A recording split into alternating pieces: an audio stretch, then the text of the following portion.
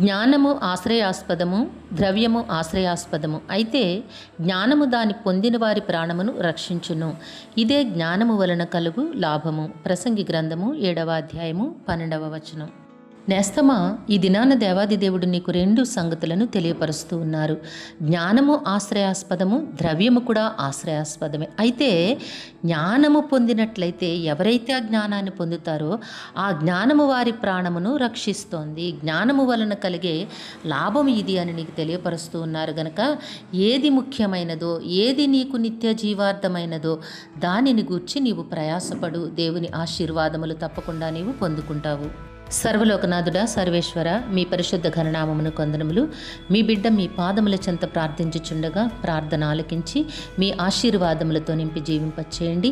యవన కాలమందున్న బిడ్డల జీవితంలో ఉద్యోగము, వివాహము, గర్భఫలములు ప్రసాదించమని యేసయ్య నామములో అడిగి వేడుకొనుచున్నాను.